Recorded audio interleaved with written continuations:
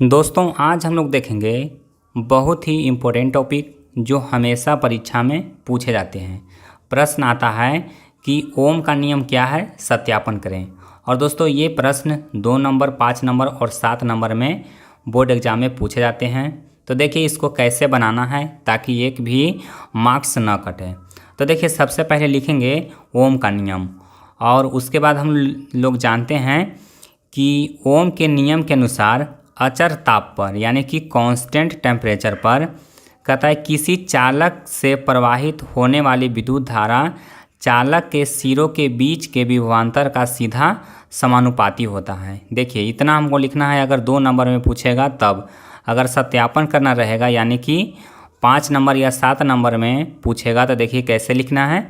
तो देखिए सबसे पहले ये डिफिनेशन लिख देंगे कि ओम के नियम के अनुसार अचर ताप पर किसी चालक में प्रवाहित होने वाली विद्युत धारा चालक के सिरों के बीच के विभवांतर का सीधा समानुपाती होता है।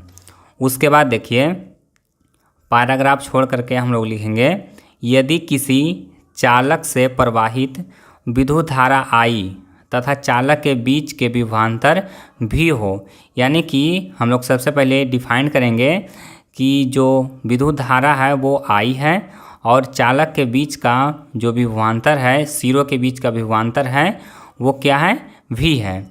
तो ओम के नियम के अनुसार जो V है वो डायरेक्टली प्रोपोर्शनल किसका होगा, I का, यानी कि V होगा, यानी कि वोल्टेज होगा वो करंट का सीधा समानुपाती होगा। देखिए हम लोग डेफिनेशन में यहाँ पर देखे थे कि विभवांतर होता है वो सीधा समानुपाती होता है। तो यही चीज़ यहाँ पर लिखेंगे।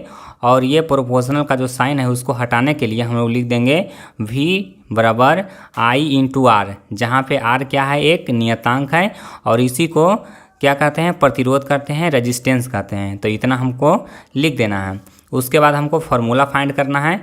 तो देखिए उसके लिए हम लोग V लिखेंगे। तो V क्या है, वोल्टेज है, I क्या है, करंट है यानी कि विद्युत धारा है, और R क्या है, तो R है वो रेजिस्टेंस है यानी कि प्रतिरोध है। तो उसके बाद हम लोग क्या करेंगे कि एक सर्किट का हम लोग यहाँ पर डायग्राम पारेंगे और उसमें हमको सबसे पहले बैटरी दिखाना है कि बैटरी है, इसमें प्लस और माइनस है। उसके बाद एक रेजिस्टेंस जोड़ना है R, और विद्युत धारा का जो डायरेक्शन है वो पॉजिटिव से निगेटिव की ओर होना चाहिए। यानी कि ये देखिए विद्युत धारा का डायरेक्शन है वो पॉजिटिव से इस तरफ से जा रहा है और निगेटिव की ओर आ रहा है। तो इसको आपको ज़्यादा ध्यान देना है, डायरेक्शन का खास ख्याल रखना है।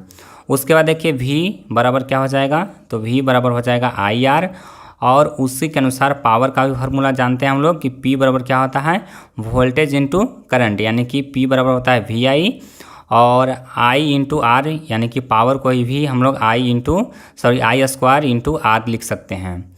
उसके बाद देखिए वोल्टेज यानी कि V बराबर क्या होता है IR, इसी को हमको I निकालना रहेगा।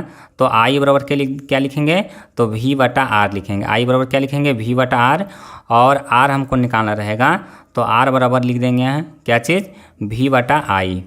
ये भी फार्मूला देखिए इसी से हम इसको निकाले हैं। तो ये भी आप लोग लिख सकते हैं। इसको अगर नहीं भी लिखेंगे तो आपको बोर्ड एग्जाम में मार्क्स मिल जाएगा। और उसके बाद लास्ट में हम लोग क्या लिखेंगे, प्रूव्ड। इतना लिखने के बाद आपको जितने भी मार्क्स का आएगा यानी कि 5 मार्क्स का या 7 मार्क्स का, तो आपको फुल नंबर मिल जाएगा। एक बार फिर से देख लीजिए कि कैसे कैसे लिखा हुआ है, इसी अनुसार आपको लिखना है, एक भी मार्क्स नहीं कटेगा। तो दोस्तों उम्मीद करता हूं कि ये वीडियो आपको पसंद आया होगा। वीडियो पसंद आया तो वीडियो को लाइक कीजिए, और इसी तरह के इम्पोर्टेंट टॉपिक का वीडियो अगर आप लोग चाहते हैं तो अपना टॉपिक कमेंट कर सकते हैं, और रिवीजन के लिए आप चैनल पर जा कर के वीडियो देख सकते हैं। तो आज के लिए बस इतना ही, मिलते हैं आपको अगले वीडियो में।